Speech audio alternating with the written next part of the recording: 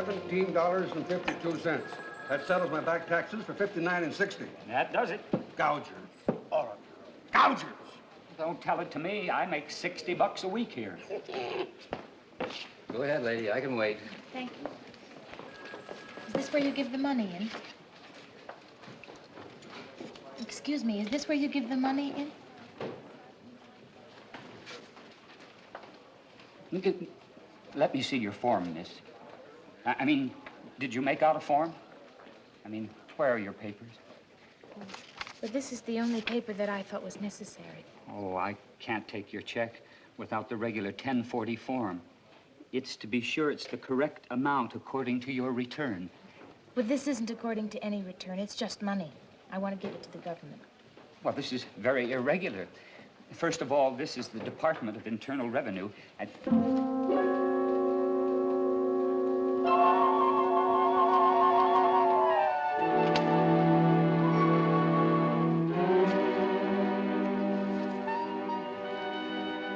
I get it.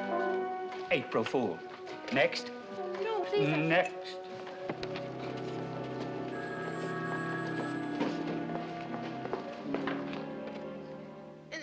To see the head clerk, and then the assistant to the Secretary of Treasury, and then the Secretary of Treasury. But when I insisted on seeing the president, they insisted I come to see you. Dr. Svensson, you think I'm crazy, too? The name is Stephenson. Victor Stephenson. And we never used that word around here. Now, Mrs. Benson, you just take one of these and try to relax. Here, dear. You know, Mrs. Pink! They're pink pills! My husband was pink! Just I can't take a crunch pink it. Crunch it right down. That's right. That's right.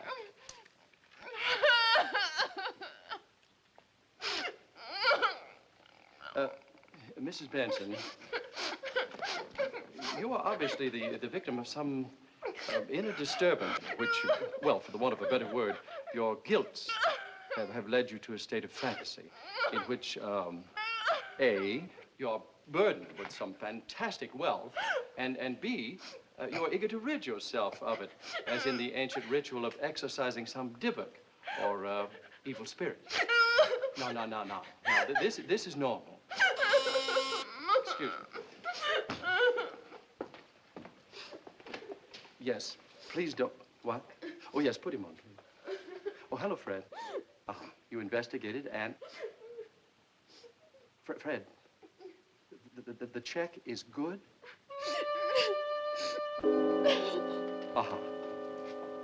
Yes. Thank you, Fred.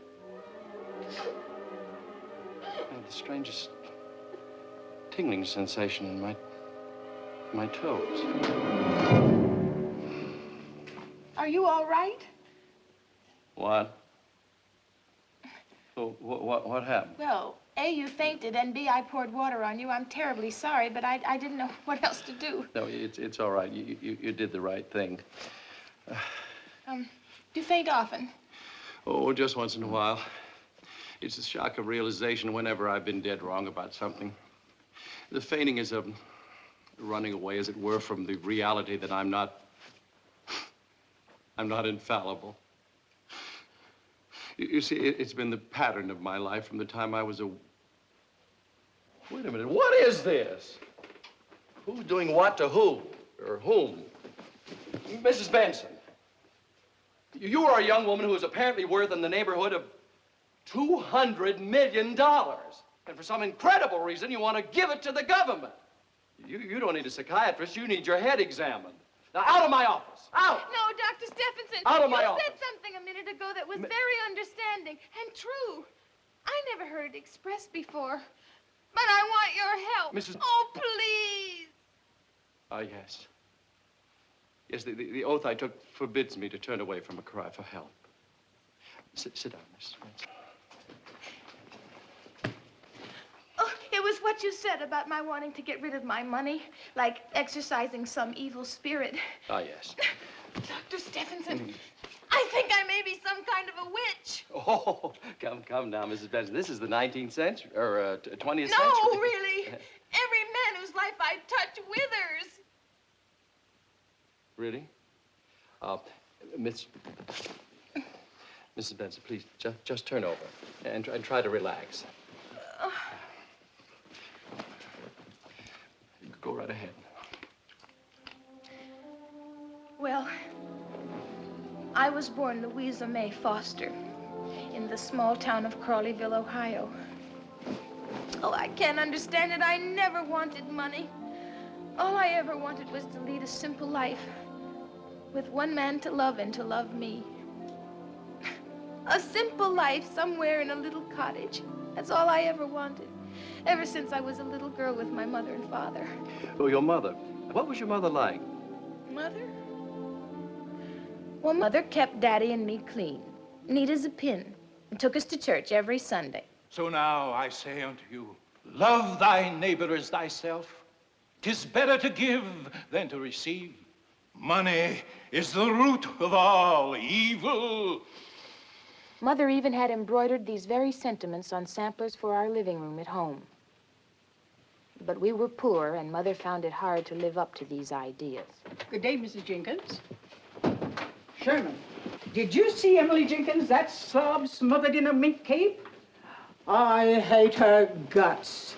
Look what I've got. Her husband was a shipping clerk 15 years ago, same as you. Now look at him. Look at you. Where's your drive? Where's your ambition? That's what counts in this world. Success, money, success, money. President of the Nice Fellows Club. Oh. Money, success, get to the top. Money, success, money, money, money, money.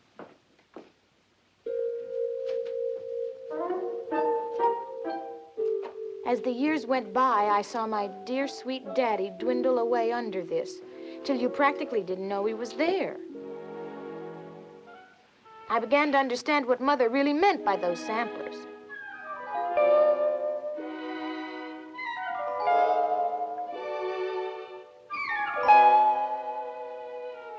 You play your cards right, and we'll have more money than we need. But Mother, money isn't everything.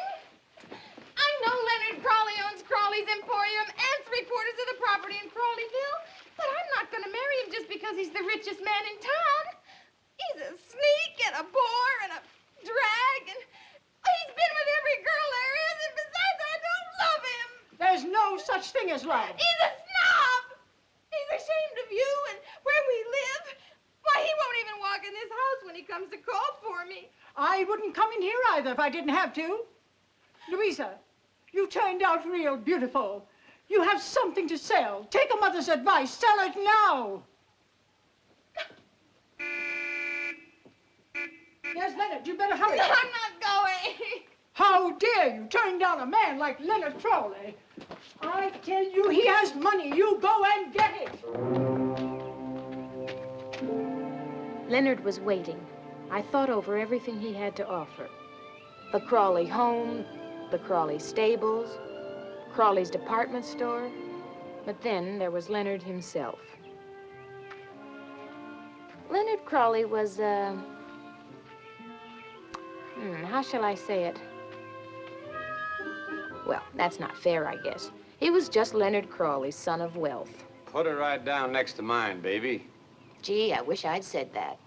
You can use it anytime you want. Just give credit to Crawley. That's more than Crawley ever did for anyone else in this town. Oh, by the way, you better let your mom know that the payment's due on her refrigerator. Don't let her get the idea that because we're getting married, I'm going to let her off the hook. Oh, no. By the way, she couldn't be your real mother. She must have been left on your front doorstep one stormy night in a cage.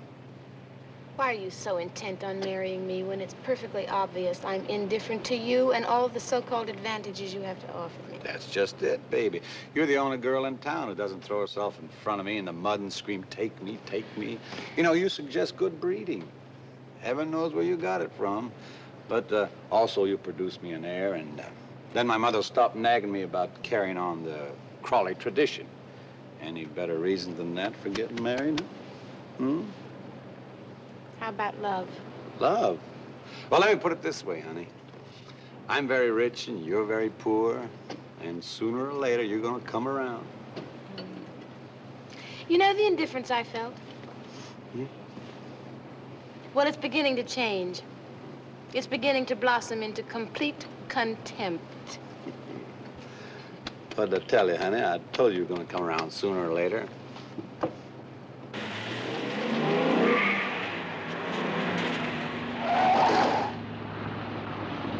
Got to pick up the 6 o'clock town news for my store manager. Crawley Gestapo. Oh, yeah. Uh-oh, that eyesore. The only spot in town we don't own. But it's just a matter of time before old Hopper will come around. Just like you, baby. Good afternoon, Mr. Crawley. Miss Foster, nice spring weather. All right, make it fast, Driscoll. Yes, sir. Mrs. Willoughby was 5 minutes late getting back from the doctor's today. $5 fine off her salary. Yes, sir. Hopper sent back the answer to your latest bid on his property. It's still no. He says he doesn't want to make money. He just wants to keep his little place as it is. Edgar Hopper. I haven't run into him since high school. I wonder how many days I get for manslaughter. In Crawleyville, they wouldn't even find you, sir.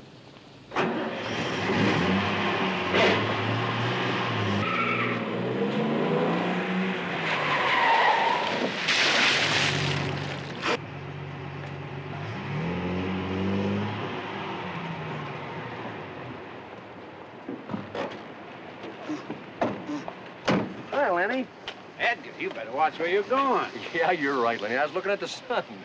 Aren't you angry? Why should I be angry? It's my fault. Well, then maybe we could fight. Oh, there's no sense doing that, Lenny. You'd kick the heck out of me. All that football and golf and tennis and everything. You're a real winner, Lenny.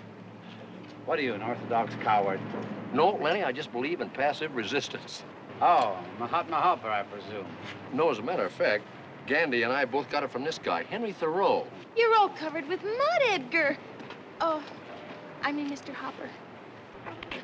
Louisa Foster, isn't it? Hey, I haven't seen you since Mrs. Pritchard's class. Hey, you've grown. Or maybe I shrunk. Yeah, well, he wouldn't be covered with all this mud if he'd let the town pave that piece of road in front of his property like anybody else. It costs too much, Lenny. For what you Crawleys charge for a bag of cement, this town ought to be paved with gold. Thanks, Lenny. Hey, I gotta be going. I don't want to keep those trout waiting. See, don't grow anymore, Miss Foster. You're just right now.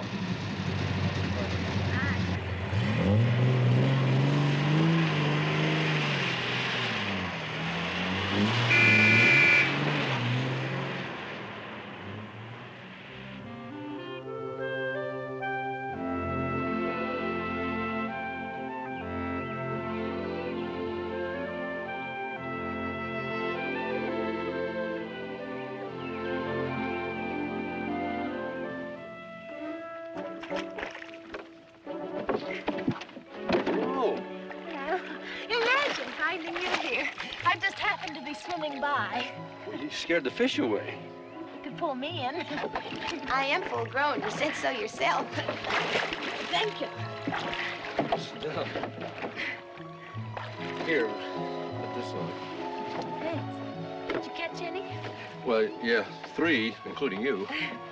I'll cook them for you. My clothes are right down there. Do you have anything to cook them in? Well, my baronial estate's right over there. Is that where you live? Yeah, kind of on the simple side, I know. Simple. Yes. Oh, our lives are frittered away by detail. Simplify, simplify. What did you say? Our lives are frittered away By detail. Simplify. Simplify. A girl who can quote Thoreau. Oh, I couldn't quote him before I went to the library this morning. I'd never even heard of him before yesterday. You mean you didn't swim by my boat just by accident?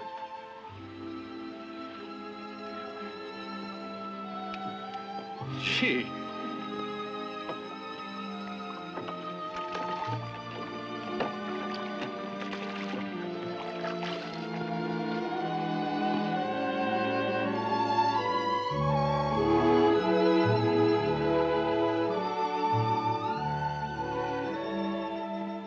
future Mrs. Leonard Crawley doing here anyway?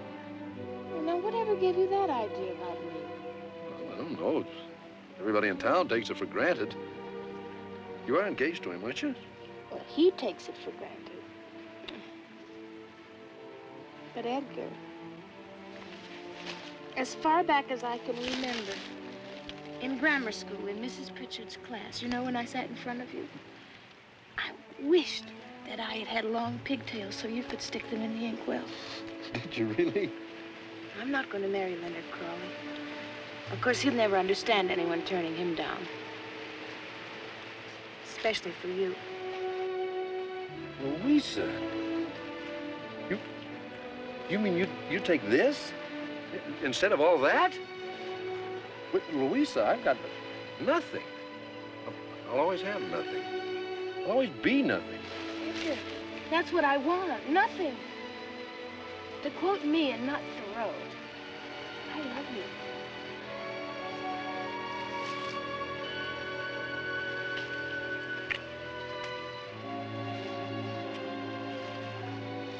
Oh, Louisa, I'll make you happy. I'll never work hard. I'll never make good. I swear it. It's true, Mother. I've married Edgar Hopper.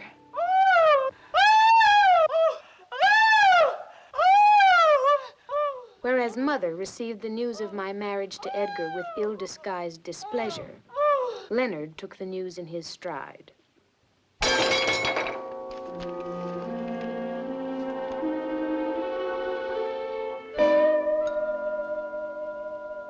For a while, Edgar and I led an idyllic life.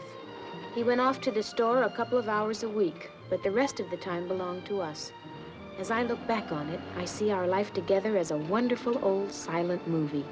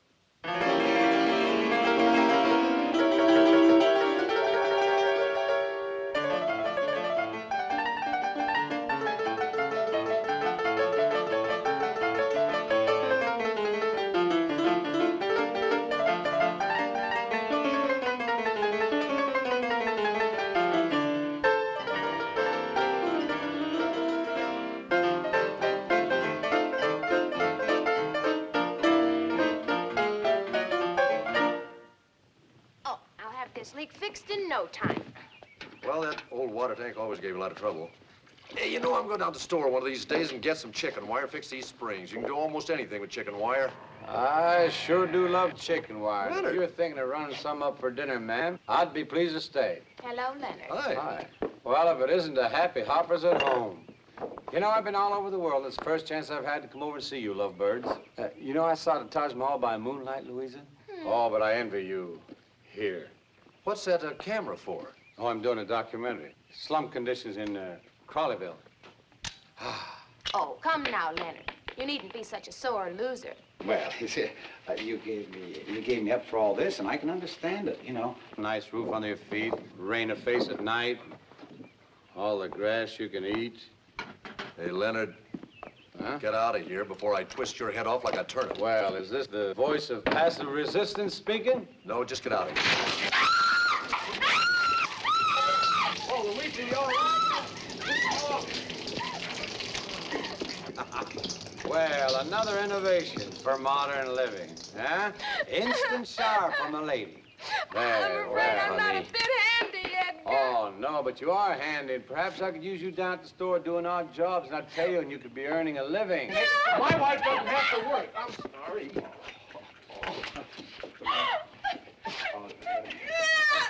Ed, seriously, Ed, why don't you come down and see me this afternoon and sell me that piece of property of yours? Someone could do something with it. Not you, of course, but someone. I said to get out of here. All right. Get out of here. All right, I will. I'm getting out. Sorry to barge in on you kids like this, but I'll send a Christmas basket.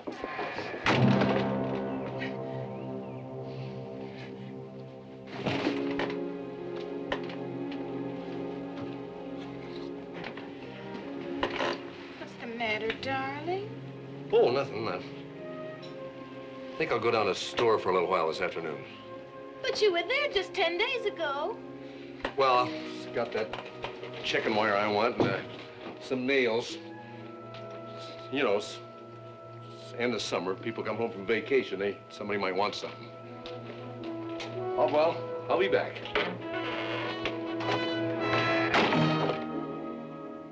But he never really did come back. Not the Edgar Hopper I knew. When he hadn't returned by the next day, I hurried into town. This is the biggest sale in the history of our county. Don't crawl the crawling, folks. I guarantee you 10% off because of no air conditioning. This is it, folks, right here on Main Street. Hop the hopper. We undersell everybody. Come right in, folks. Instant credit. If we haven't got it, we'll get it for you, folks. Don't crawl the crawling. Hop the hoppers. So all you shop. Louisa. What is all this? Hopper's Taj Mahal, honey, and it's all for you. Listen, Louisa, when that snake rattled into our house, something snapped. But where have you been? Why didn't you come home? There you were, mending the roof, my wife. Hop, you shoppers. Hop the hoppers. Honey, I want to get you things, dresses and things for the house, a house. But I like our house. Listen, what is it that makes a family go to the same store over and over and no place else? I don't know. Free eats. Free toys for the kiddies? That's it. We'll stuff them and then we'll sell them. Hop, you shoppers. Hop the hoppers. Come on, honey, let me show you around. Hey, you kids. Get up on top there and keep with the hop the hoppers. Eddie, this is wonderful. Oh, thanks, folks. Terrific. Thanks for coming. Hey, there's a lot more bargains here than that. We'll be back, Eddie. Okay. Some buys, Eddie. Congratulations, Eddie. Oh, thanks. The prices are low, the goods are right, so come to Hoppers from morn till night. We'll be No back kidding, we're open till 10 o'clock every night. How's it going there, folks? Great. Good to hear it. Those are all on Edgar? sale. When will we ever see each other? Well, honey, as soon as this thing gets going, we'll have more time together than ever. But we had all our time together before. What about Thoreau? Thoreau? But you don't want to keep pace like all the others. You heard a different drummer, remember? Oh, yeah, I hear a different drummer, all right. And the music I hear says hop, hop, Eddie. Hop. Well, looks like we got him at last, Driscoll. Have we? The people seem to be eating it up. Anybody will run to look at him free. I figure I give him 3 months and he'll hop himself right into oblivion.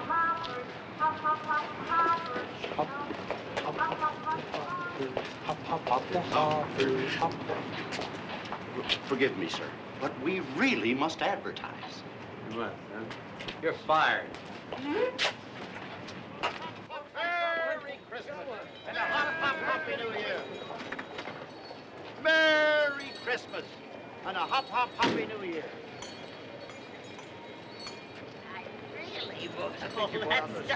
And it's no trouble at all, Mrs. Freeman, no trouble. If you can't leave Hoppers, Hoppers leaves with you. Hey, Ned, you drop Mrs. Freeman off on the way home, okay? Okay, Oh, thank you, Edgar.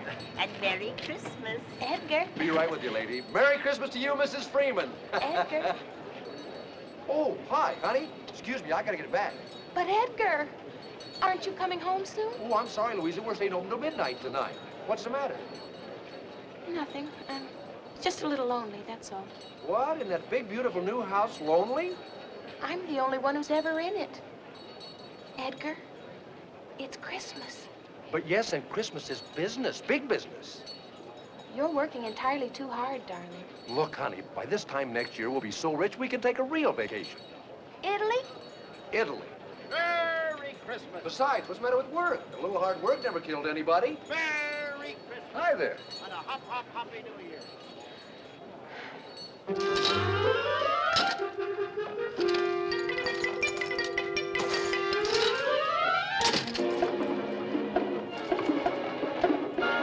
Edgar's hard work included hitting out with every modern sales device known to man, and Crawleyville was his captive audience. We were millionaires overnight. Darling, I checked the hotels in Rome and I have the reservations for our vacation. I'm sorry, honey, that'll have to wait till next year. Next year? Yes, next year. In the meantime, get yourself a couple of art books and a box of spaghetti. Oh, you liar! You cheat! You deceived me! Deceived me? You think I got a blonde tootsie on the side or something? Oh, I just wish you had! At least then I'd know you were relaxing!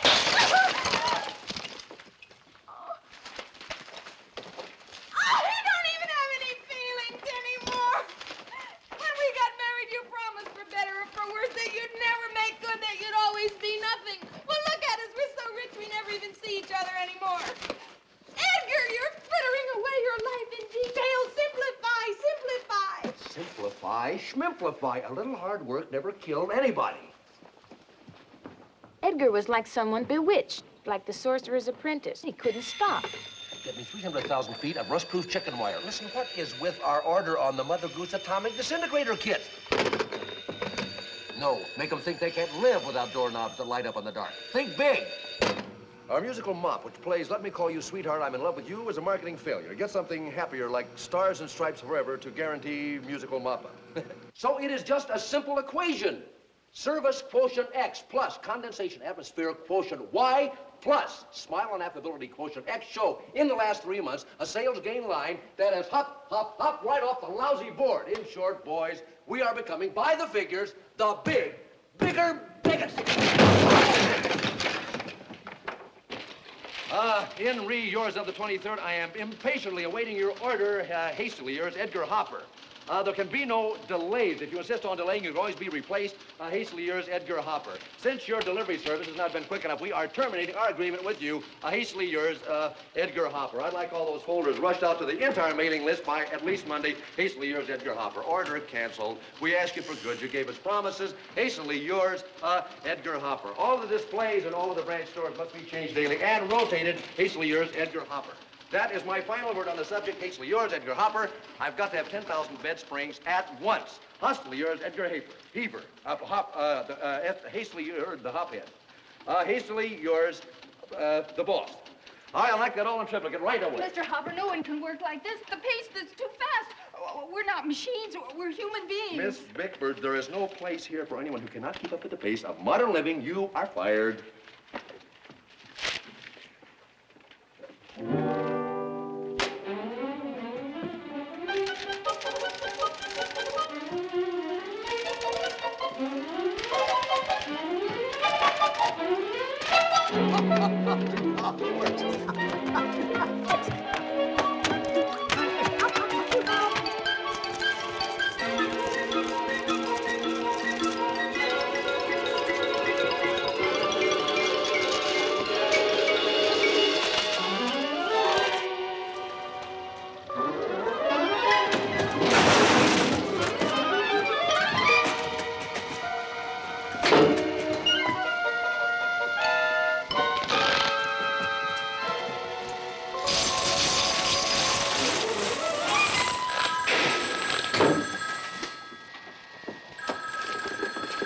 Yes?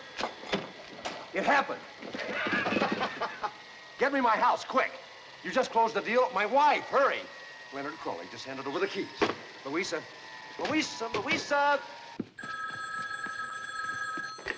Hello? Louisa, it happened. What's happened? The next time you walk down Main Street, there won't be any Crawleys there. It's gonna say, Hoppers. Louisa, I did it. I wiped them out. He's through in this town.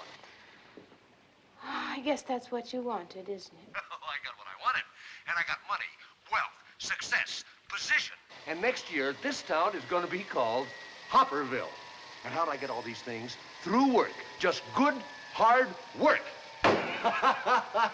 Which all goes to prove that a little hard work never killed anybody.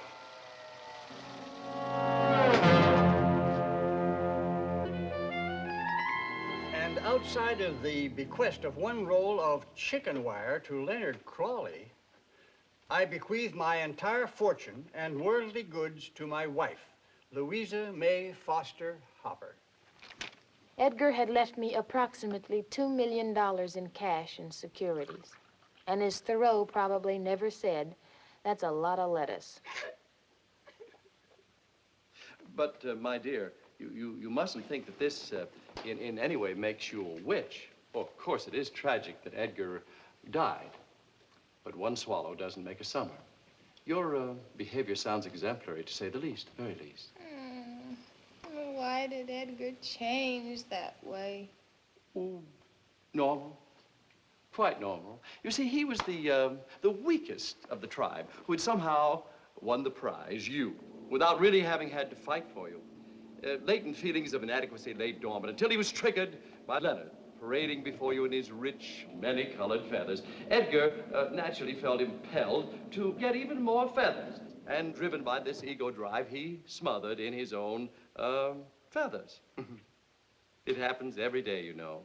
Tell me, what happened to the other feather, or fellow, this Leonard?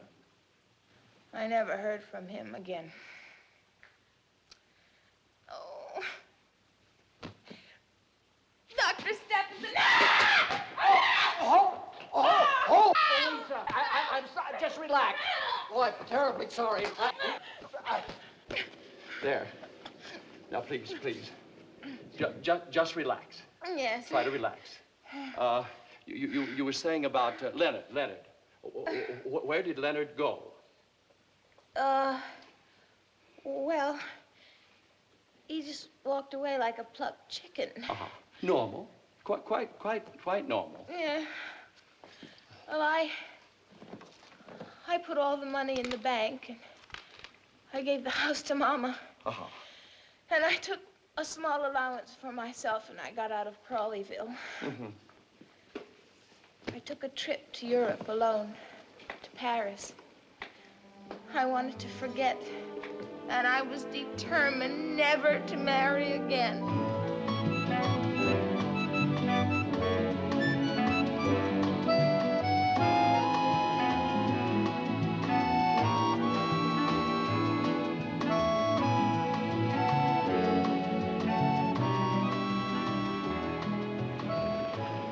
The bus tours were thrilling and exhausting. Du Charry, c'est le meilleur stationnement du quartier à la...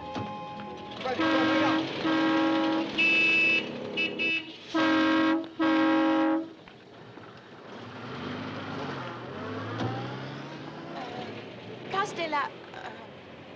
Desjardins de... Est-ce que... I ain't got all day, lady. Where do you want to go? Oh, you speak English. All of us foreigners do. It's compulsory. You American?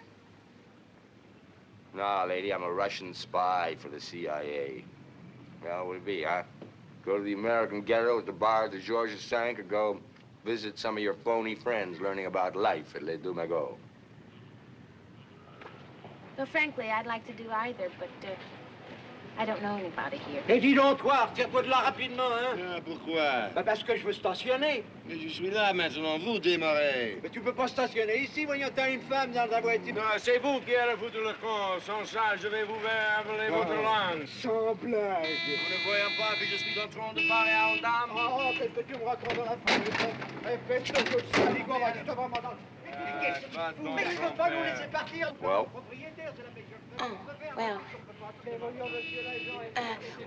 well, I think I'd like to see some more pictures. I've just been through the Louvre, and that was wonderful.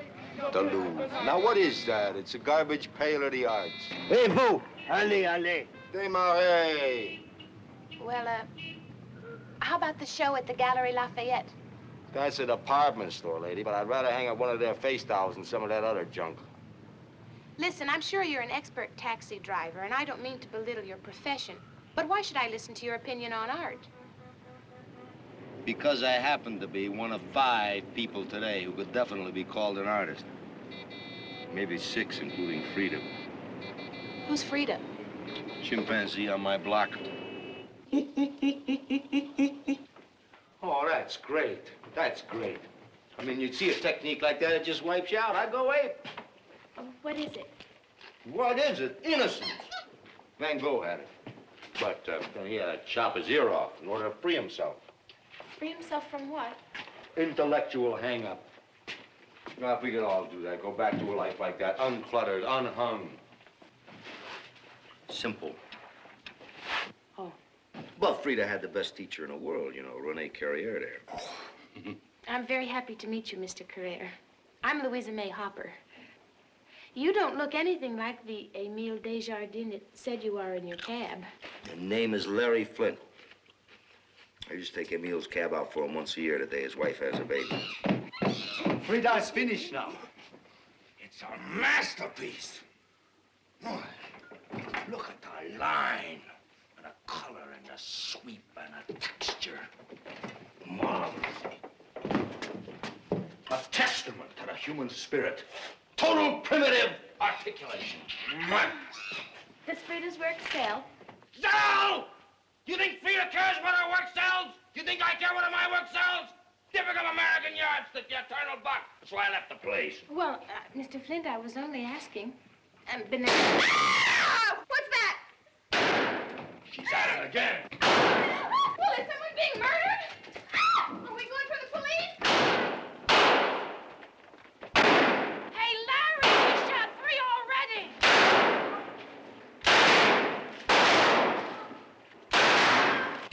Hey, Polly, you're working again. Yeah, for weeks I thought I couldn't paint again, and now suddenly it's all come back.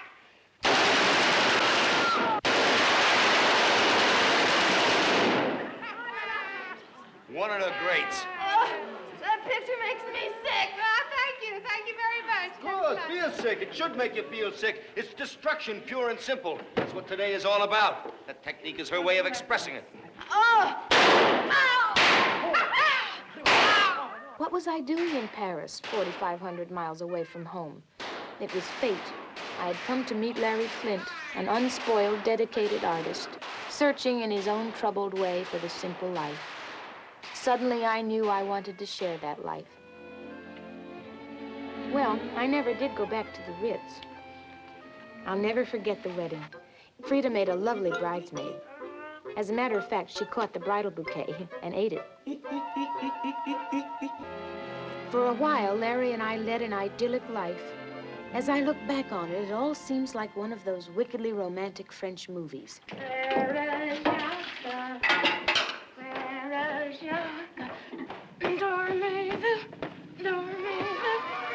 Allons, mon vieux! Allons maintenant!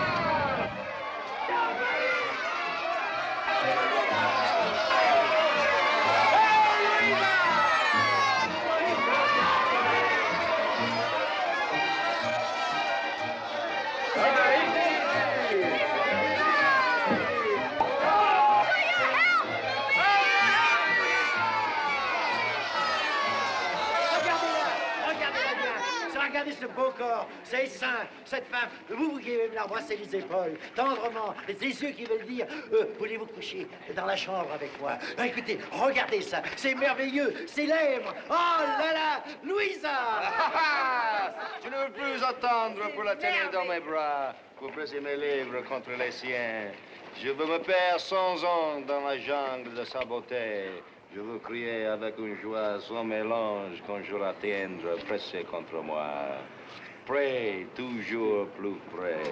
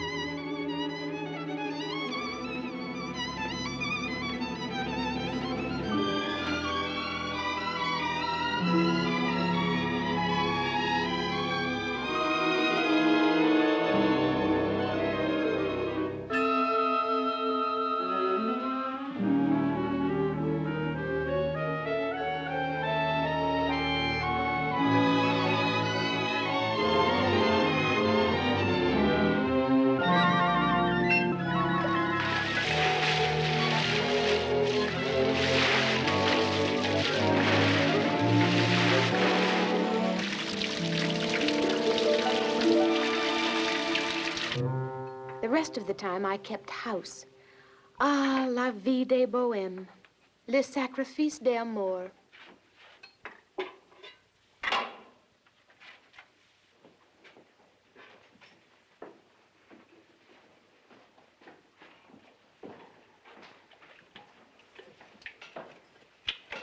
This week's dinner. Oh, darling, how beautiful. How did you... Opus 752. But, darling, that's one of your most beautiful paintings. Well, we can see it any time we go to the butcher shop. Monsieur Blanchard has got it hanging right over the tripe and the sweetbreads. But I've told you so many times in the United States and Won't America... touch it.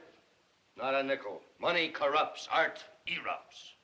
Oh, that's a beautiful saying. It's immortal. I just made it up. Hey, say, listen, why don't you bring some of that downstairs for me? Will you? I got some erupting to do.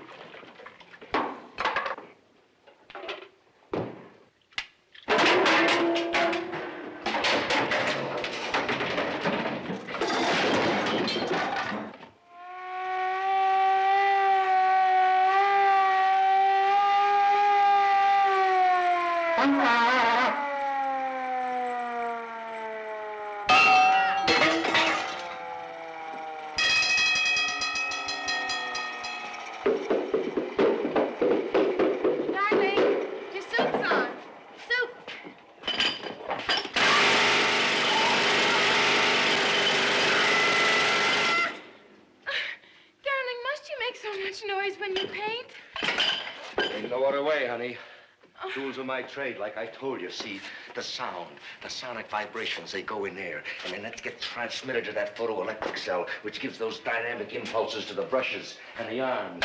And it's a fusion of a mechanized world and a human soul.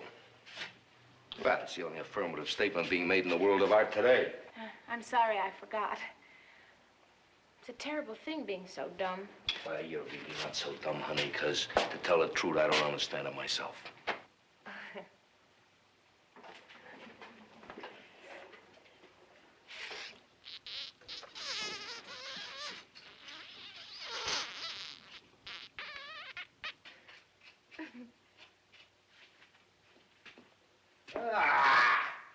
You left the machine on. Larry! Larry? I know this probably sounds stupid to you, but what if we take a record and we put it on and we play it through the Sonic palette. the sonic palette? Silly kid, go ahead. Mendelssohn's Spring Song. That's my favorite.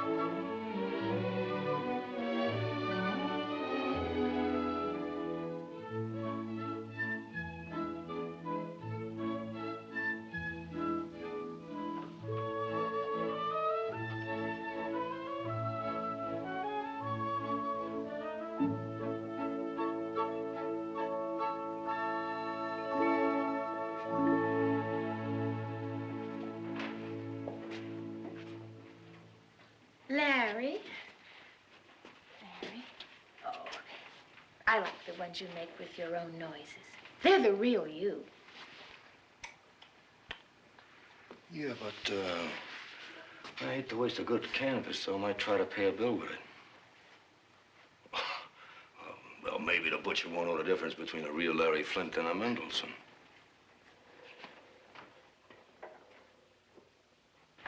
Hey, Louisa, hey! Guess what? What, darling? I didn't leave it at the butcher's. I was there showing it to him, and there's this customer in there buying pig's knuckles. So he looks at the picture, and then he puts on his glasses, and he gives me his card, and he gives me 40,000 francs. That's almost $200. Oh, why, that's wonderful, darling. All from that silly little idea. Yeah, well, I gotta go downstairs and get to work. I'll be listening for all those dear funny little noises.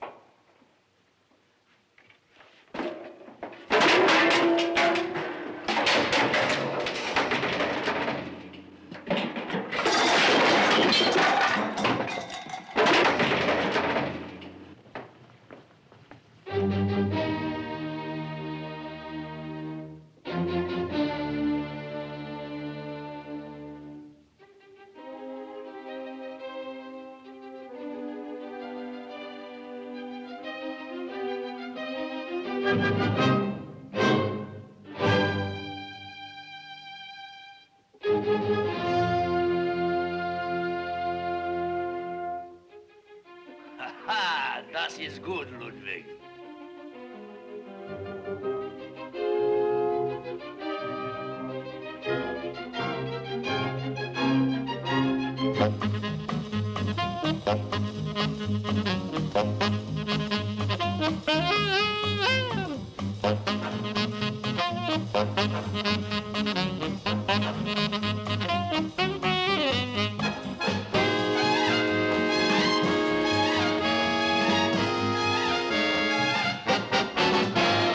The show was a smashing success. That's it. Larry was famous and rich overnight. In the middle of this excitement, I was filled with apprehension, although I tried to conceal it. I'm insufferably honored. Translation, mais, s'il vous plaît. Frida and I are very happy. At last, painting which is music and music which is painting. How do you do it? Joe, how can anyone explain the workings of the inner man? Actually, the act of creation might best be described as pure animal instinct. If only Beethoven were alive to just hear this painting. Ah, yes, poor Ludwig, I think he'd be very pleased. Your paintings make me want to kneel, pray, and cry. Well, in that case, Baroness, why don't you buy one? Then you can kneel and pray and cry at home. Translation, master!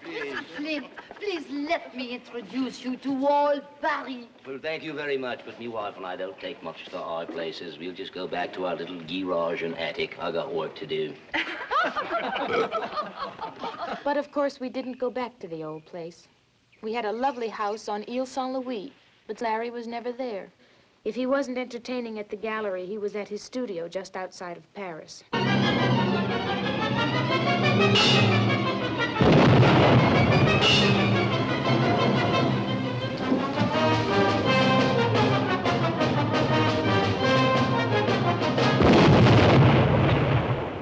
I was tired of being alone, tired of wearing these ridiculous outfits Larry painted for me. What kind of life was this? I was just another canvas to him, just another walking catalog. Where was the simple life Larry and I had had, that vie de bohème? He was obsessed with success. I had to get him back. I couldn't let that happen to me a second time. Suddenly, I had an idea.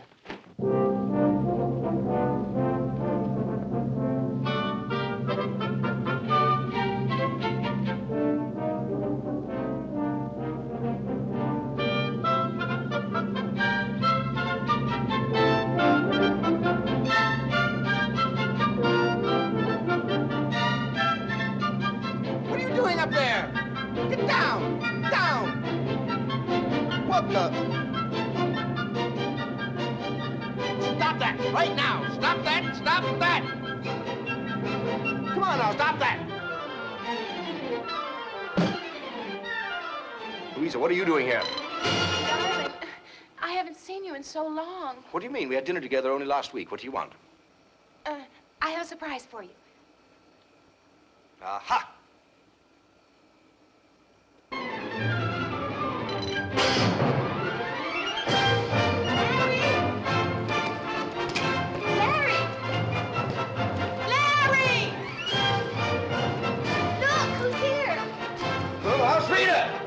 Painting better than ever.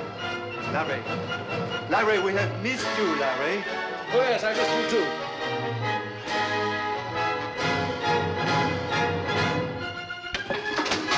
Harry, we have a picnic and bread and wine and cheese, and I thought we could all... No, I'm sorry, but I'm working against a deadline. This mural's for Neiman Marcus. That's a department store in Texas. 100 150 thou. We've got to get it rolled up and on a jet by tomorrow. What are you doing up there? Ah! God, I never should have had these damn things made in Paris. What are you doing? Where are you going? Get back in line there. Stop that. Stop that. Get back there.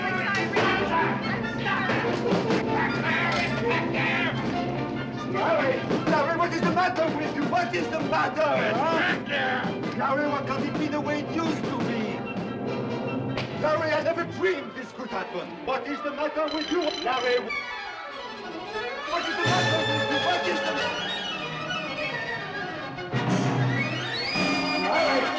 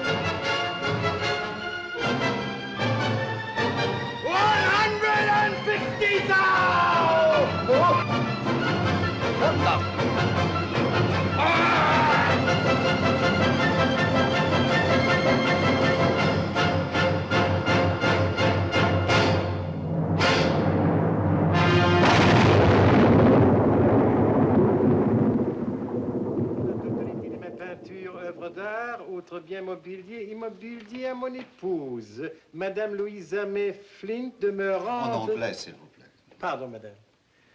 I, Larry Flint, bequeath... What Larry Flint had left me in cash, plus the sale of his remaining pictures, brought me in the neighborhood of $4 million in American money. It was an amount even Picasso wouldn't be ashamed of.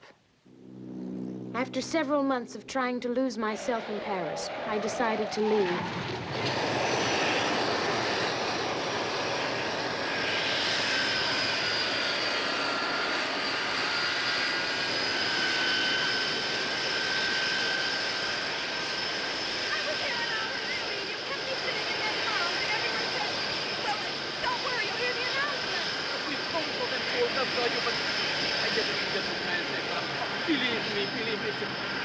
Oh, my luggage is on that plane. Oh, I had my heart set on getting out of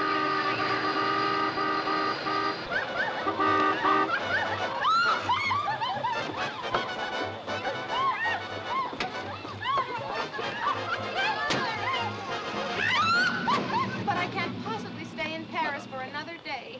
You missed the last trolley back to town? Oh, Mr. Anderson. Should I have that plane? No, I'll take it. Thank you, Mr. Anderson. Excuse me, Mr. Anderson. Overseas call, sir. San Francisco. Excuse me. Hello? Uh-huh. I recognized him immediately. Unbalding, glamorous Rod Anderson, Jr. Millionaire tycoon, up from riches, inheriting $10 million from Senior Anderson's maple syrup empire.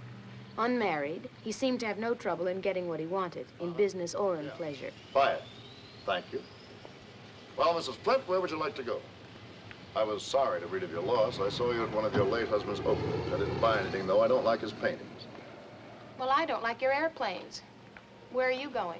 New York, Miami, Irkutsk, any place you'd like to go. I just flew in from New York this evening for some party. I stayed about a half an hour, and if I'd had it, I don't like parties.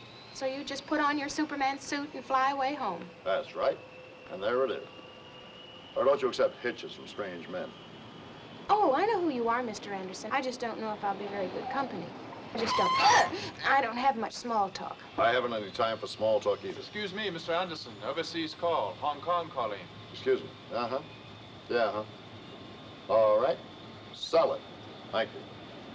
Well, where shall it be? New York. New York it is.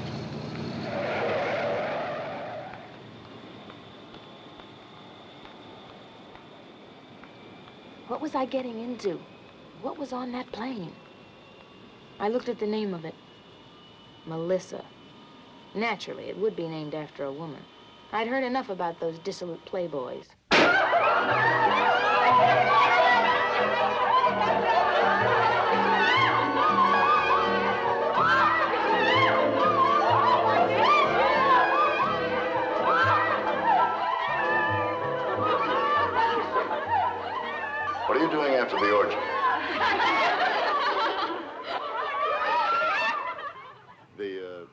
plane is ready. Pretty name, Melissa. It's someone I knew a long time ago.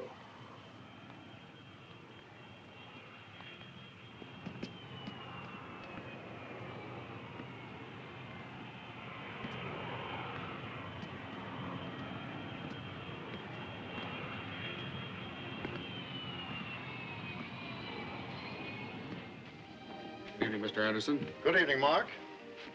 Mark, this is Mrs. Flint. She'll be flying back with us. What sort of weather have we? It's clear, sir, all the way through to New York. Excellent.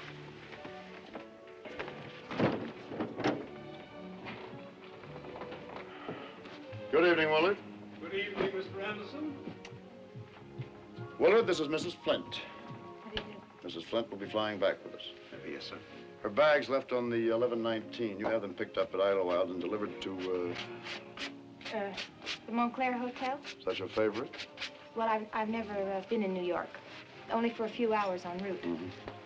You better make that my suite at the St. Regis, Willard. Very good, sir. It's reserved for visiting executives.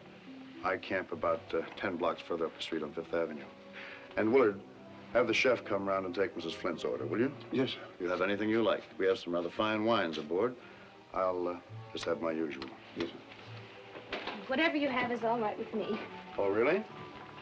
My usual has 2 soft-boiled eggs, gluten toast, and a glass of yogurt. And Willard, Mrs. Flint will have the creme senegalese steak Diane, pomme soufflé, profiterole with chocolate sauce, and break out a bottle of La Tâche. Very good, sir. And that'll be all, Willard. Thank you. Now, let's step into the bar. Make you one of my very special martinis. Oh, thank you, no. I'll have a scotch on the rocks. On the rocks. Oh, very well. I was raised on maple syrup, you know. Cured me of drinking anything at all. Oh, well, then I won't have... No. You go right ahead. Drink up. Good for you. A telephone? Watkins in Chicago. Excuse me.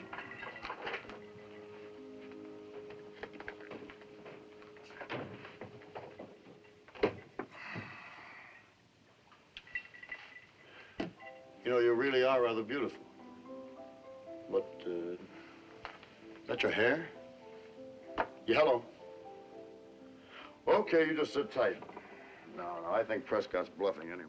True, there was no orgy on board. He wasn't the Diamond Jim Brady of the jet set. But he was arrogant, cold, sure of himself, ordering people around. Another object lesson in what money and power can do to a human being. For all of it, he really seemed to be a miserable and lonely man. Why, he never even smiled. Not once had a smile lit that stony, sunless face. Well, a tycoon's work is never finished, is it? That's what you call yourself, isn't it, a tycoon? Absolutely. Absolutely. Every morning I get up and look at myself in the mirror and I say, "Good morning, tycoon."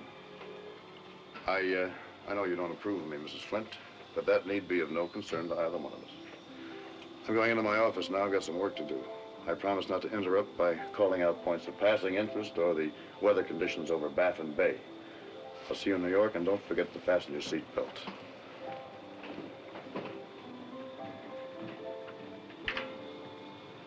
What was wrong with my hat anyway? Okay, Mark, I'll take it. Okay, sir. I wondered who Melissa was. Some forgotten Hollywood starlet, no doubt.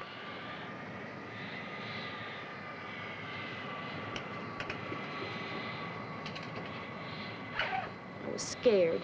I hated being alone during the takeoff.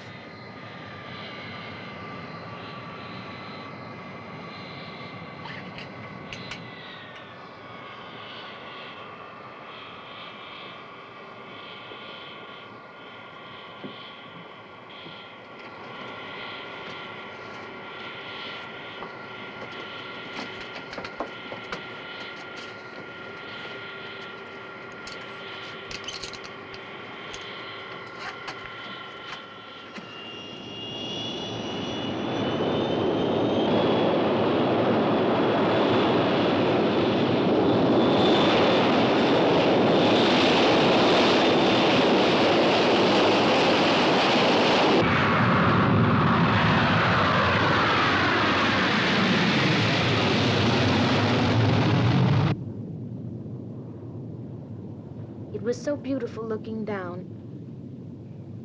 The lights, the sky, the stars. How I wished I had someone to share it with.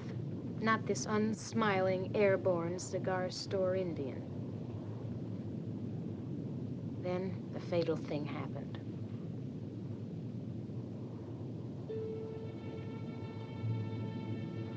I'm glad you decided to join me. Nice to have someone to share it with, isn't it?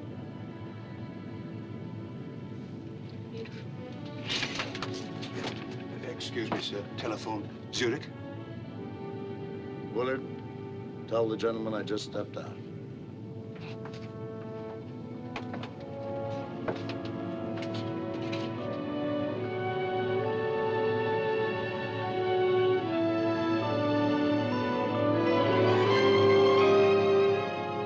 I never did get to the St. Regis.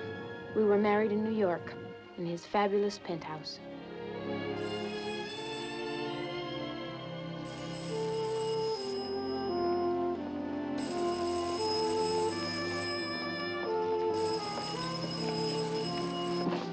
Thank you, Timothy.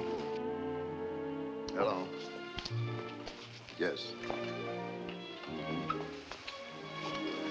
Okay.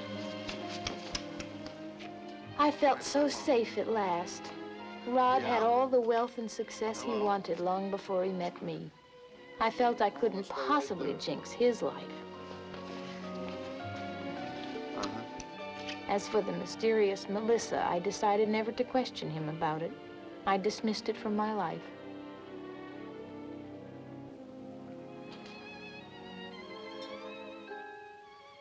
A little trinket from Harry Winston. As I look back on it now, our life together was like one of those glamorous Hollywood movies, all about love and what'll she wear next.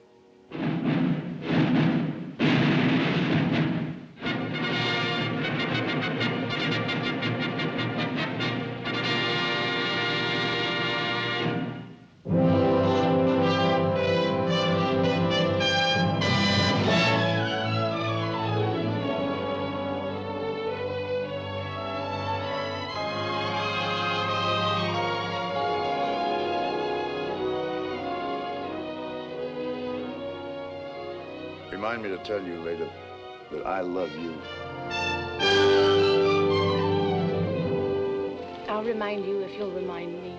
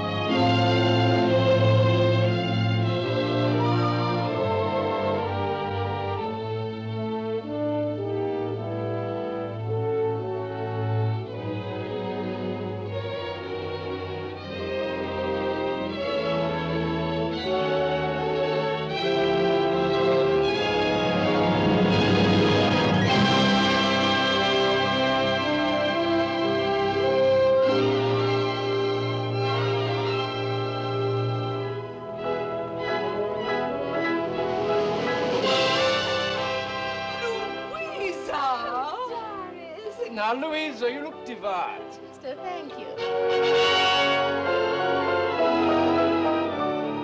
You remember Peter, don't you, darling? But of course. We met at El Morocco the other evening. You play beautifully. So nice of you to come. Thank you. That's a beautiful dress. Oh, I'm glad you like it. It's my favorite. My very own favorite. I want to talk to you. What is it, dear? You remind me to tell you later that I love you. Right! Mickey! Louisa!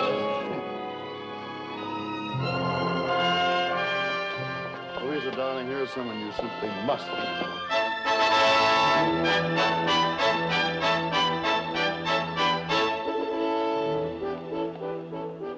Darling, now you know Nicky Cathcart. Wonderful to meet you. Mrs. Cathcart. Louisa. I do hope the two of you can come down to us for a shoot. Love to. We always get a bang out of a shoot. Remind me to tell you that I love you.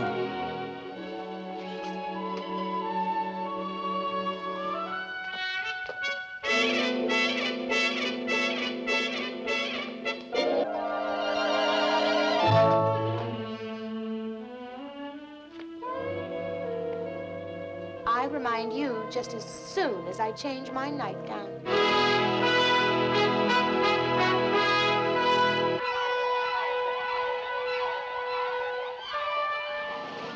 Lord Kensington? Lady Kensington, may I present my wife, Louisa? How do you do? So nice. Delighted. How do you do? We're so happy you could fly in for the evening. I hope the two of you can come down to the Abbey this weekend. Oh, we'd love to. Oh, but darling, I haven't a thing to wear. I'm reminding you to remind me to tell you that I love you. Thank you for reminding me. I'm reminding you that you said to remind me to tell me that you love me. Thank you for reminding me. Thank you.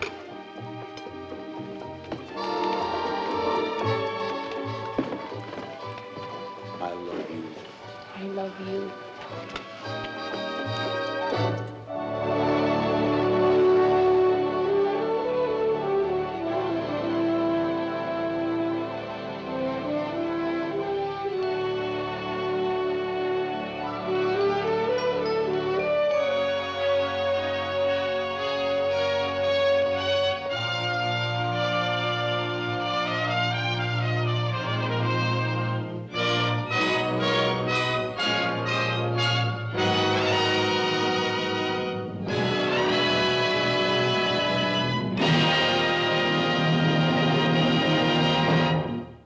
Why didn't he tell me before? Hello, darling. I'm sorry I'm late. Will you tell him that he's through? This is total disaster. How could it possibly happen to me? What happened? Louisa, ever since we got married, I've been neglecting my business. I've been so much in love with you that I've paid no attention to it at all. I've just let it slide. Well, I've just been reading these business reports. Are you faced with ruin? I am 3 times as rich as I was the day we got married. Oh, no! Nobody triples the business of Anderson Enterprises but Rod Anderson. Someone has been giving orders. Somewhere, somebody in my organization. Why, that's absolute treachery. Someone's been giving orders behind my back. Imagine that. If I want to lose a fortune, I'll lose a fortune. If I want to triple it, I'll triple it. No one else. I'm going to get to every one of my offices all over the world, and I'm going to find out who's been running things behind my back. Triple it. How could he possibly triple it? Who can the guy be? You spend years training employees, executives to serve you faithfully, and they stab you behind the back. That's loyalty for you. Willard, you make arrangements for trips to Sydney, Johannesburg, Hong Kong, and Bombay. I'm looking for somebody, and I'm not coming back until I find them. I knew there was no man to look for. It was only me and my witch's curse. Sleep was impossible. Next morning, Rod would go out of my life forever and meet his doom somewhere. I was terrified. I tried to think of a way to save him.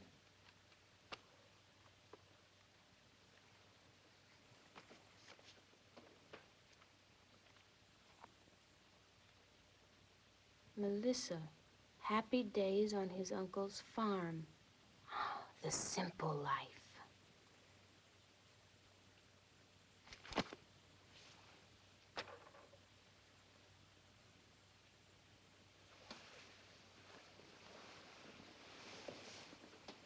Moo. Hmm?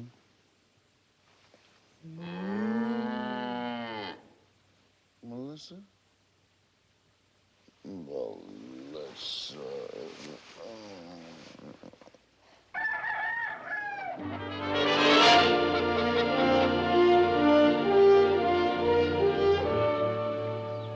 We had a simple, modest little farm, 24 leghorns for me to look after, and a cow named Melissa II, and a bull named Melrose. Well, Ma, how do I look? Neighbors all say I look real fine. Wonderful, Pa. Real elegant. And one more nip of our local cider.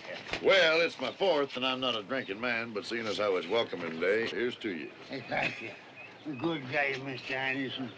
Good day, Mrs. Anderson. Have another drink. Oh, I'm driving.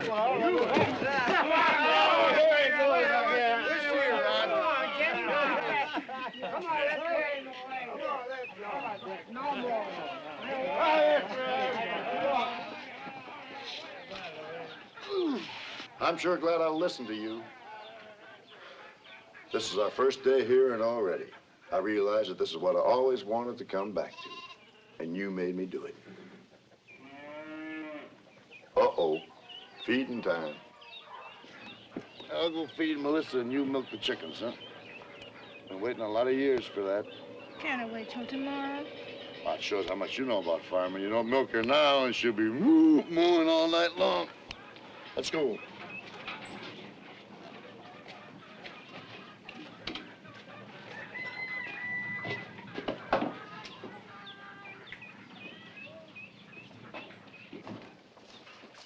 Hello, Melissa, baby.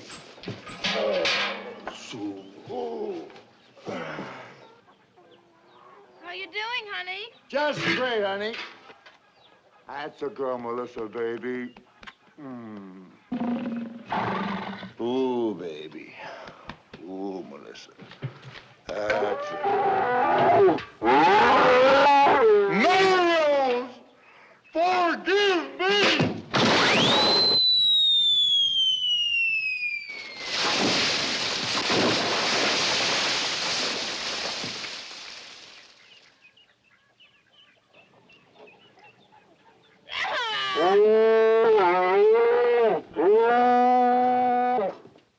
And all the rest of my holdings, cash and securities. Several months after the funeral, I had to listen to the grim business details. Rod had sold out everything so quickly that his fortune was pitifully reduced. It came to a mere $150 million. I felt alone and lost, and I was determined to live alone for the rest of my life. It was the only fair thing to do.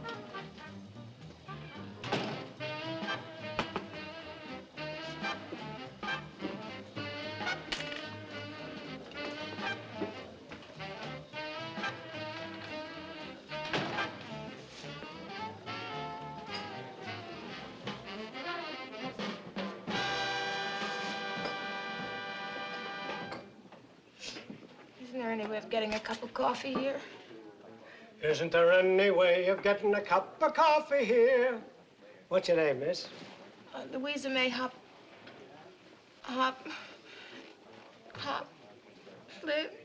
Anderson. Isn't there any way of getting a cup of coffee here? Asked Louisa May. Hopfley Anderson, pretty eyes, pretty hair, and she asked so clear. Isn't there any way of getting a cup of coffee here?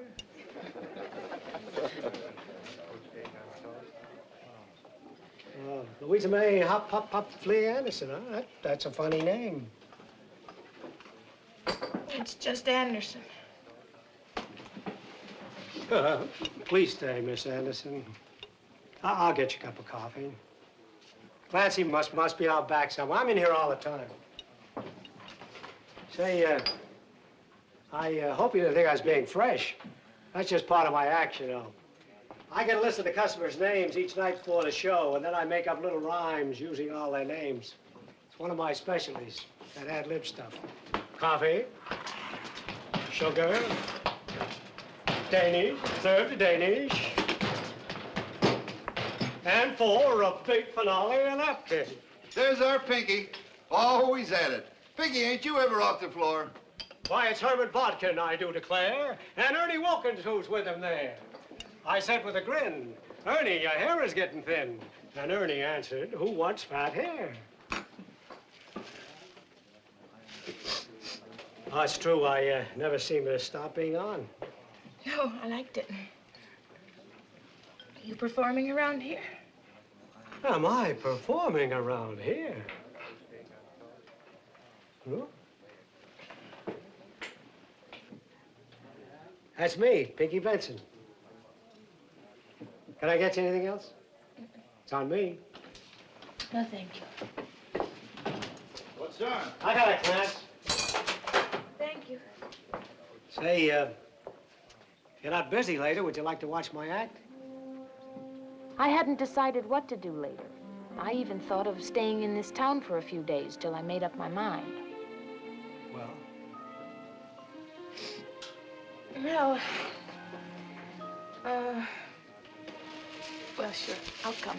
Good. I gotta kind of rush over there right now. It takes me 2 hours for my props and to put on my costume and makeup. Really? How's it going? Well, the management must love me. I've been playing there for 14 years. See you later.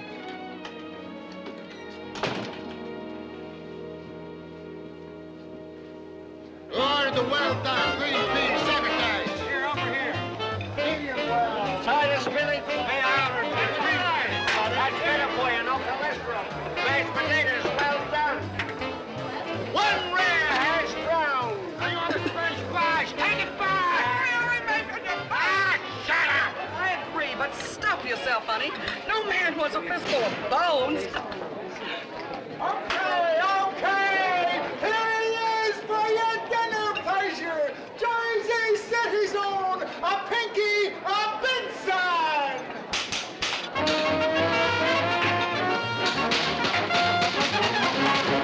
Well, good evening, friends and neighbors. Hey, who do we have here with us tonight? The Shimkin. Her Rosie Shimkin was able to get a ringside table. She's wearing a rose in a hat, and with her is her husband, Matt, and that is that. Dennis Horner is sitting over there in the corner. Hiya, Dennis. And Peggy Norton. Peggy Norton and her sister, Min, chewing on those bowls like Rin Tin Tin. So, welcome all. Welcome one. Lend an ear and have some fun. I think that you and I should get acquainted. I'll just come up to you and ask your name. What I say is live and leave me alone. Say, isn't the weather fine? And aren't you really glad? So glad that you came. Then after you and I become acquainted, I'll ask you if you'd like to stay a while. You'll say you would. You'll give me a smile. Oh, goody good. You'll make my evening worthwhile. Before our little rendezvous ends, we won't just be acquainted. We'll be the very, very best of friends.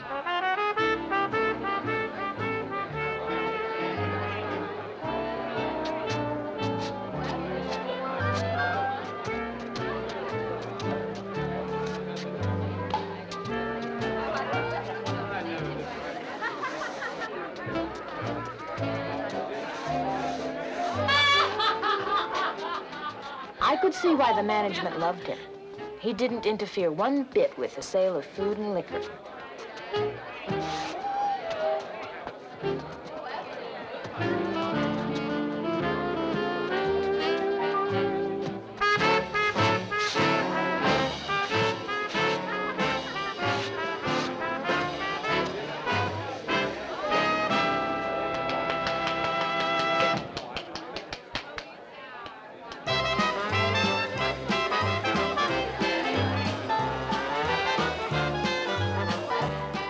It was the worst act I'd ever seen. Just looking at Pinky made me want to cry. But he was so happy and untroubled. And I feel at home here, as you can see. And in all the 14 years, you never wanted to play anywhere else? Oh, you mean the big time? Boy, why does everybody seem to think you have to want to play the big time? Why? You get to the top of the ladder, you're a slave to your fans, you got no life of your own. Then you got to start worrying about staying up there. No, not for me. I'm happy doing what I'm doing. And you know what? I teach dancing to kids in the daytime. That's nice. Yeah. My wife wanted me to get ahead. She wanted me to get an agent, press agent, publicity audition, push. Your wife? Yeah, I was married once. We were a team. She always wanted me way up there, so I let her go. And today, that woman is Greta Garbo. No, she married a guy with a lot of dough, and she left the business.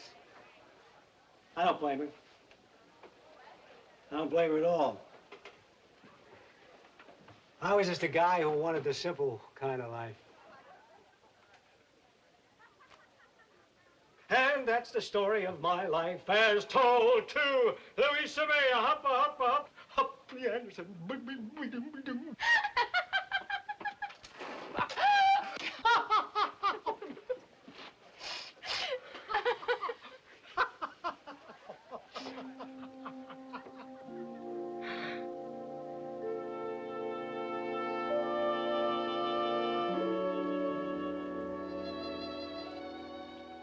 Louisa May Anderson Benson. Yes, we were married, happily married, and we lived on our lovely houseboat on the Hudson. I told him I had a great deal of money somewhere, but both of us forgot all about it. Oh, good morning, Mrs. Benson. Good morning to you. Good morning, Mrs. Benson. How do you do? I'll give you just one kiss. No, no, stop, 'cause I gotta give our little boat a mop, mop, mop. Boo, boo, ba-da, ba-da, boo, boo, ba-da, boo, boo, boo, ba-da, boo, ba, ba, ba. As I look back on it now, our life together was like a gay musical number from one of those big Hollywood movie musicals.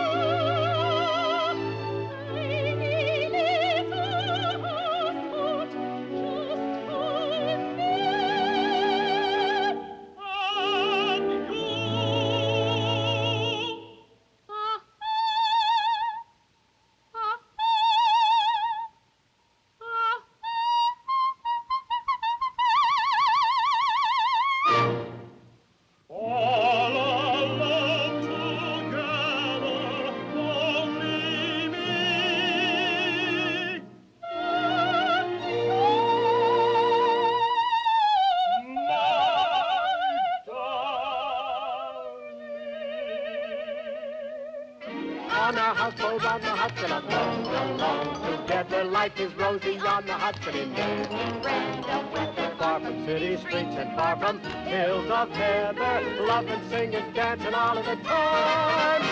So hey ho, let's go. Life is just a vaudeville show. Sing and dance. Take a chance.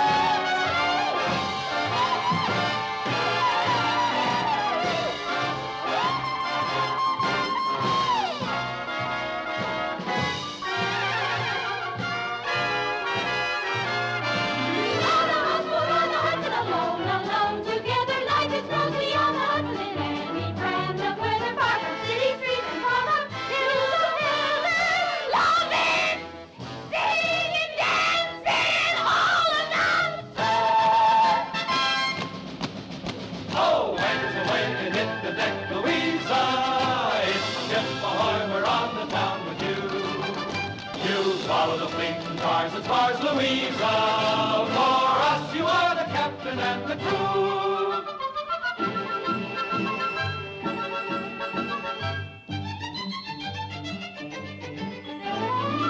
Oh, how we love Louisa, oh, how we love Louisa.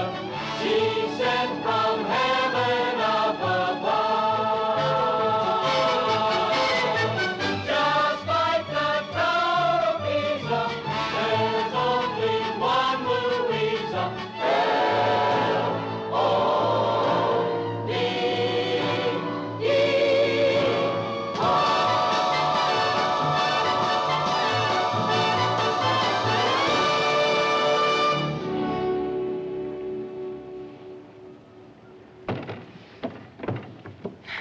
Love. Then it began to happen. We were planning a birthday party for Pinky after the last show. Well, I guess we got everything. The hot dogs, the rolls. Hey, look at the clock. I gotta get made up. Oh, you've got time? No, I don't. I have less than 2 hours. It takes you 2 hours to get out of that makeup. You'll be late for your party. Couldn't you just skip it? Skip a performance? No, skip the makeup, I mean. Do it just as you are. Oh, don't be silly, darling. The makeup's the whole act. Here's the bucket of lemonade, Pinky. Thank you. Thank you. Mr. Trentino, because of the party, would it be all right if Pinky went on tonight without putting on all his stuff? Sure. You don't want to miss your own birthday party. Okay, honey? I feel naked. Oh, leave out the verses, too. Leave out the verses. Just this once. Well, all right on account of the party, but I feel funny. I'm gonna lay an awful egg. And now for your the well-done green pea secretary. shown, ha-ha, boy! A Pinky, a Benson! Let's get out of here. Waiter, check!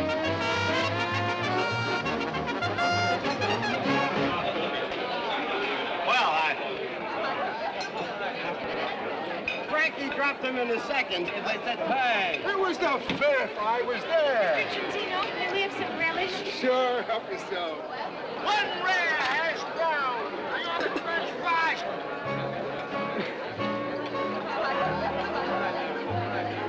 I think that you and I should get acquainted. I'll just come up to you and ask your name. I'll tell you mine, I'll say, isn't the weather fine? And aren't you really glad?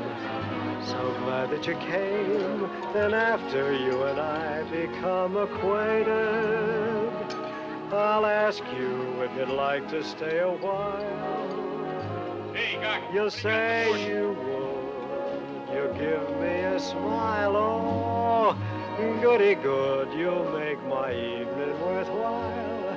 And before our little rendezvous ends, we won't be just acquainted.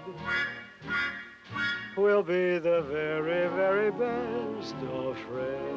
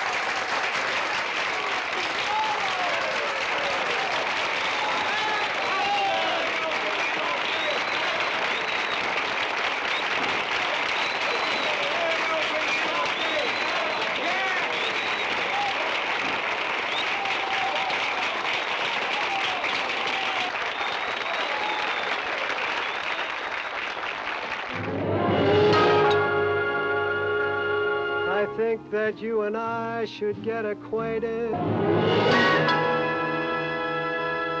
I've grown accustomed to this place.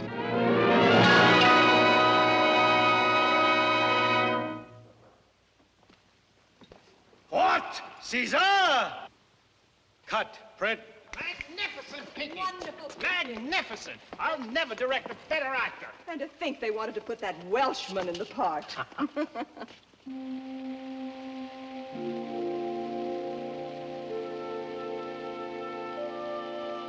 Well, I was still near water, sitting by our beautiful Hollywood pool, alone. I'd done it again, and I'd lost Pinky. Lost him to fame, fortune, his agents, publicity men, secretaries, and his adoring fans. How about my preview in Westwood last night, huh? What a gas. Sure was, Pinky. All those Pinky Benson fans screaming, yelling, crying. Ah, the little people. I love them. I love them. And if the studio tries to cut 1 minute of that film, I'm gonna burn that nut house to the ground. 5.5 hours is not too long for a Pinky Benson fan. Yes, Miss Benson. Now, about the premiere. Everybody in the ball, see? Hi, Louisa. Hi, Pinky. Going in for a dip? No, I'm going to Brown Derby. I got a business luncheon with these creeps. Ciao, baby. Ain't you gonna change? What for? You know you can't get in a derby without a tie on. Jeez. And Pinky, after lunch, you got to tape a speech to send to Jersey City. Yeah, you told me. What's it for? Pinky Benson Day. Big ceremony in your honor. Citizens are getting together to paint the front of the house you were born in pink. Yeah? Gee, that's kind of sweet. I wonder who thought of that. I did. Yeah? Well, here's an idea from me. What's the matter with this place? The fans and the buses go by here every afternoon. Let's let them know without a doubt which house is Pinky's house.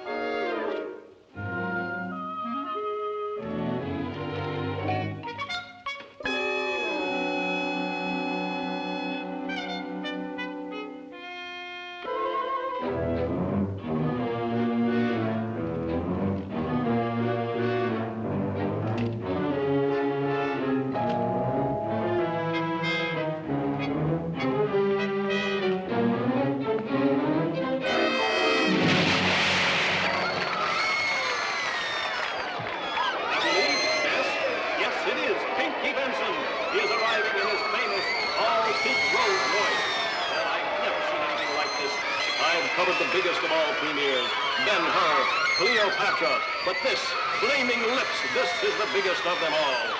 All the great in show business are here tonight, the great and the near great, and all the little people. Awaiting the premiere of Flaming Lips. Mrs. Pinky Benson seems to be wearing a pink, all-pink chinchilla coat.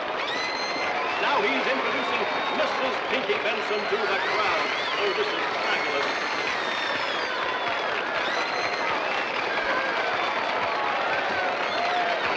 The crowd is roaring so much. I hope you can hear me, ladies and gentlemen. I have never seen a premiere like this.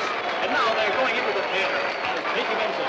Tonight, in Flaming Lips, Pinky Benson proved that a comedy can run 5.5 hours. Earlier today, Pinky told us his next film will run 7.5 hours. Listen to that applause, Oh, Pinky. Pinky, baby, you're right. This is the greatest thing you've ever done. Pinky, I don't ever want to direct another actor for the rest of my life. Thank you, pal. Let's get rid of that creep. I'll direct the next one myself. This picture is a cinch to do 50 million at the box office. Yeah, too bad I only get half of that. And the studio wants you to co-star with Frank, Marlon, and Carrie in a remake of The Four Horsemen. Well, why should I carry those dead weights? I'll play all four. Come on, Pinky, let's get out of here. The mob is coming. Come on. Break it up, break it up. Everybody out. Just a minute. all right. And now, send it to our cameras, the co-star of Flaming Lips, Miss Linda Putty, another Pinky Benson discovery. Making new discoveries is the basis of our industry. And now, coming to our microphones, here she is, Mrs. Pinky Benson. My wife has always been my inspiration. Pinky will never get out the front way. Why don't you just slip out the side way, darling? Yes, I guess so, but I hate to do this to them. After all, I'm what they came to see. Yeah, we know. Baby. Come on, Well, let's this go, way. Pinky. Bring it up high. That's all.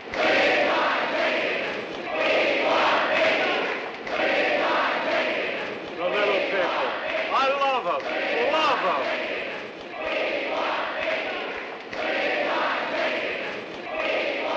Ah, bless them. I can't let them down. After all, I'm the stuff their dreams are made of. I belong to them. Hey, Mullet! Mullet! Look who's here! It's me! It's your Pinky! Look, it's Pinky!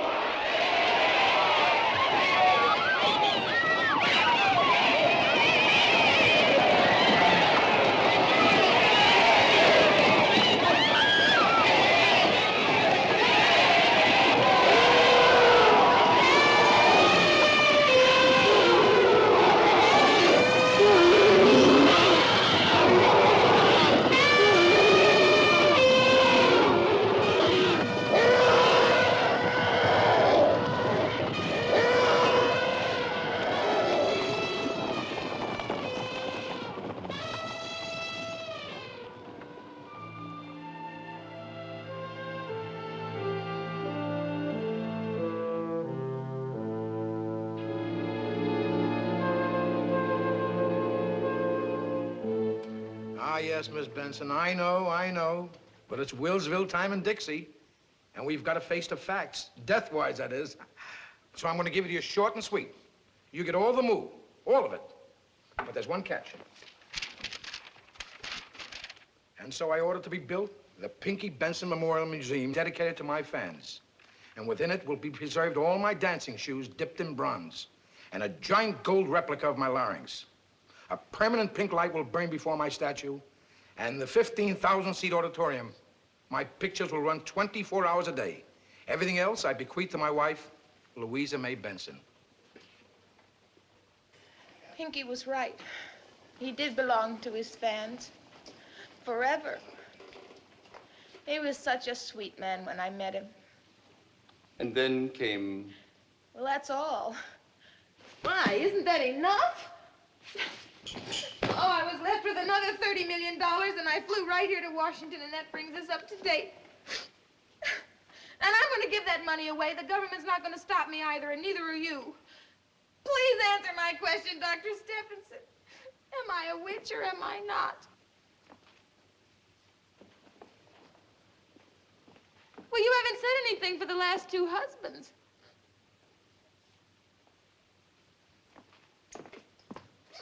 You're not even listening to me. Who? What? Well, you're an analyst. Huh? What? Analyze. Oh, that, yes. Now, let me see. You got married to 4 men for love. Mm-hmm. All of them were doomed to success and extinction. There was Hopper, Flint, Anderson, and Benson. And one man you hated. That was Leonard Crawley. Well, that's a very strong emotion, hate. Say, you know, I think... Wait a minute, what do you expect of me? Instant analysis? Why, your case might take 24 hours a day for the next 50 years. In other words, Louisa... Would you marry me? Dr. Stephenson. Look, if it's simplicity you want, you should see my apartment. I'm a dedicated man of science, and I'm so tired washing out my own socks. What do you say, Louisa? Victor, I'm honored that you'd risk your life for me. Thank you. But it isn't fair. I simply don't love you. No? But would you mail my check in for me anyway? Oh, please don't feel so bad. Maybe you'd help me after all. I said yes to 4 men and I said no to you. Isn't that progress? Of a sort, I guess. You see, after listening to my accumulated life story, you naturally assumed that I'd say yes. But you were wrong. Wrong. I was wrong. I have the strangest tingling sensation in my Doctor, step! Victor, are you all right? Wake up, Doctor! Oh, dear. How do I get... I've got to... Oh, please help me. Would you please press that button and let this thing down? Dr. Stephenson.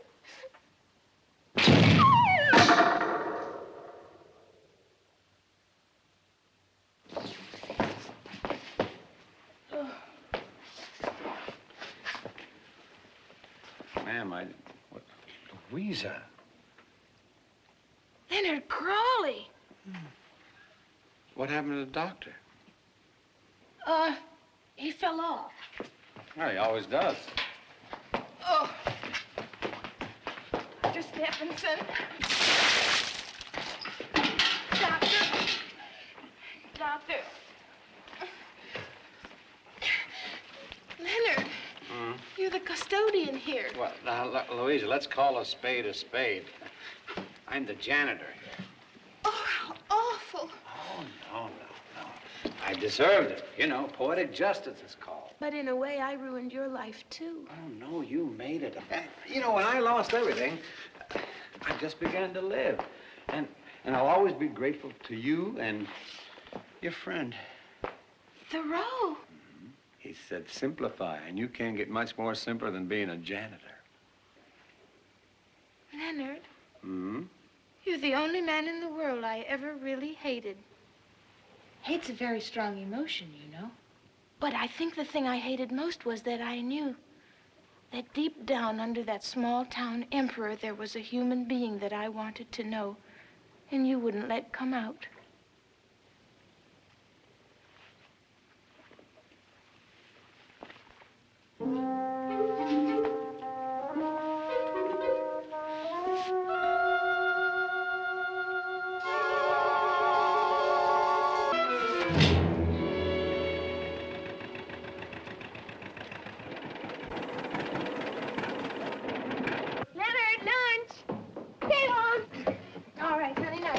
These around.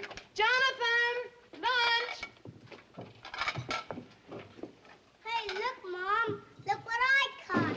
Sharks. Well, wonderful. We'll have these for dinner. Now, help your brother. Geraldine, lunch, honey. Now, don't you drop this. What do you think I am? A baby? All right. Help is on the way.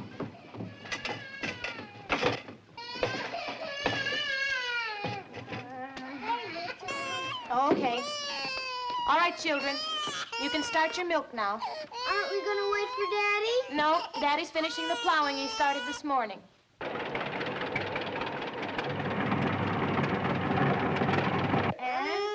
the princess had 4 beautiful children. Leonard, and Jonathan, and Geraldine, and Butch. And they all lived happily ever after.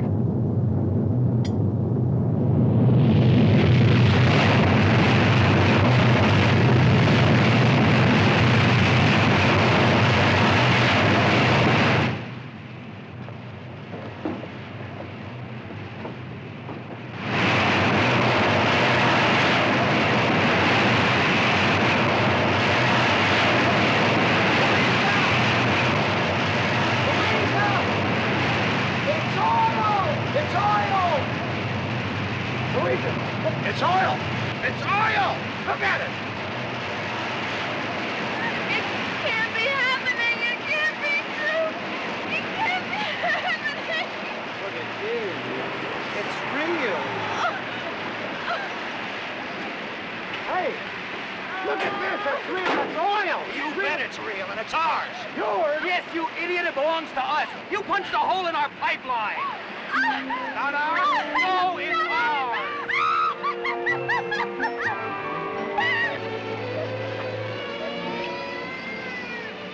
My wonderful, wonderful failure.